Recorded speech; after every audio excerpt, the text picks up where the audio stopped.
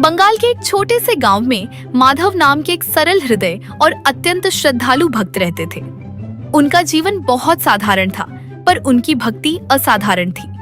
वे धन संपत्ति में भले ही साधारण थे, लेकिन प्रेम और विश्वास में अत्यंत समृद्ध थे।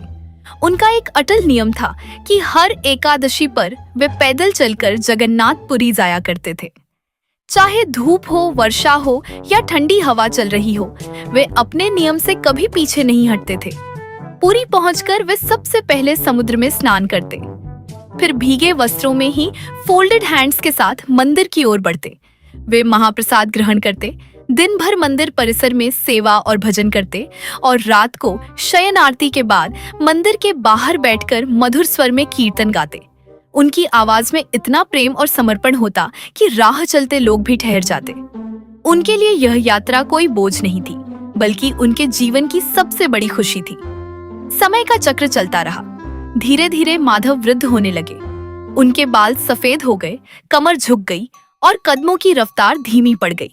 अब लंबी यात्रा करना उनके शरीर के लिए कठिन हो गया था।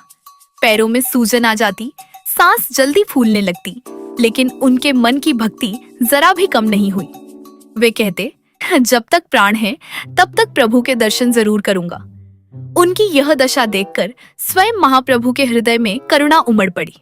अगली एकादशी की रात जब माधव मंदिर के बाहर बैठकर आंखें बंद किए कीर्तन कर रहे थे, तभी उनके सामने प्रकाश फैल गया। उस दिव्य प्रकाश में स्वयं जगन्नाथ जी प्रकट हुए। माधव की आंखों से आंसू बहने लगे। वे भूमि पर दंडवत लेट गए। भगवान ने कोमल स्वर में कहा, माधव, तू अब पुरी मत आया कर। तेरे बूढ़े शरीर को इतना कष्ट उठाते देखकर मुझे पीड़ा होती है। माधव रो पड़े। उन्होंने कहा, प्रभु, अगर अगली एकादशी को आपके दर्शन न हुए तो मेरा जीवन ही व्यर्थ हो जाएगा, मेरे प्राण निकल जाएंगे। भगवान मुस्कुराए। उन्होंने कहा, अगली बार जब तू आए तो एक बैलगाड़ी ले आना। अब मैं तेरे साथ तेरे घर चलूंगा। तुझे बार बार यहाँ आने की आवश्यकता नहीं होगी। यह सुनकर माधव का हृदय आनंद से भर गया। अगली एकादशी को वे किसी तरह एक पुरानी बैलगाड़ी का प्रबंध करके पुरी पहुंचे। रात को शयन आरती के बाद जब मंदिर के द्वार बंद हुए, तभी साक्षात महाप्रभु अपने अंग वस्त्र की एक छोटी पोटली बांधकर मंदिर से बाहर आए। माधव ने जब वह पुरानी और कमजोर बैलगाड़ी देखी तो डर गए कि कहीं रास्ते में टूट न जाए। लेकिन जैसे ही भगवान ने बैलों के सिर पर हाथ फेरा, वे अचानक स्वस्थ और शक्तिशाली हो गए। उनके शरीर में नई ऊर्जा आ गई। भगवान स्वयं गाड़ी हाँकने लगे और माधव विनम्रता से पीछे बैठ गए। रास्ते भर माधव की आंखों से आंसू बहते रहे। यह आंसू आनंद और विस्मय के थे। सुबह जब पुरी मंदिर में मंगल आरती का समय हुआ और पुजारियों ने गर्भगृह का पट खोला, तो देखा कि भगवान की मूर्ति अपने स्थान पर नहीं है। पूरा मंदिर परिसर हल्ले से गूंज उठा। सब घबरा गए। किसी ने कहा चोरी हो गई, किसी ने कहा कोई चमत्कार हुआ है। जल्दी ही सबका शक माधव पर गया, क्योंकि वही व्यक्ति था जो रात भर मंदिर के बाहर बैठता था। पांडा पुजारी घोड़ों और पैदल उनका पीछा करने लगे।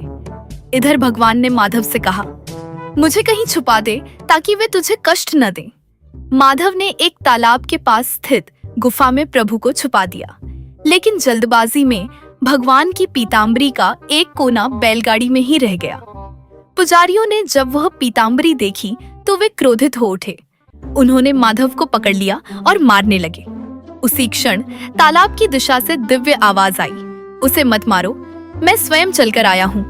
सबने आश्चर्य से देखा कि प्रभु गुफा से प्रकट हुए और उनके दिव्य शरीर से रक्त बह रहा था।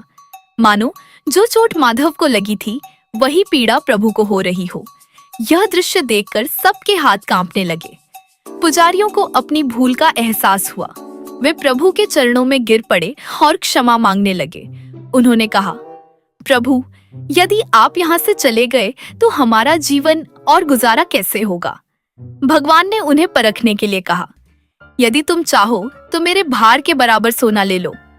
पुजारी तुरंत तराजू और सोना ले आए। एक पलड़े में भगवान को बैठाया गया और दूसरे में सोना रखा जाने लगा। जितना सोना रखा जाता, पलड़ा नीचे नहीं जाता। माधव चिंतित हो गए कि इतना सोना कहां से आएगा। तब भगवान ने मुस्कुराकर कहा, माधव, अपनी पत्नी की नाक की सोने की कील और एक तुलसी का पत्ता ले आओ। माधव ने वैसा ही किया। जैसे ही छोटी सी कील और तुलसी का पत्ता तराजू में रखा गया, वह पलड़ा तुरंत भारी हो गया। सब स्तब्ध रह गए। उन्हें समझ आ गया कि प्रभु को सोने से नहीं, प्रेम से तोला जाता है। पुजारी खाली हाथ लौट गए। माधव प्रभु को अपने गांव ले गए, जहां प्रेम और भक्ति का सच्चा मंदिर स्थापित हुआ। सीख यही है, भगवान को कोई नियम, कोई शक्ति, कोई संपत्ति बांध नहीं सकती। वे केवल सच्चे प्रेम और निष्कपट भक्ति के वश में बनते हैं। जय जगन्नाथ।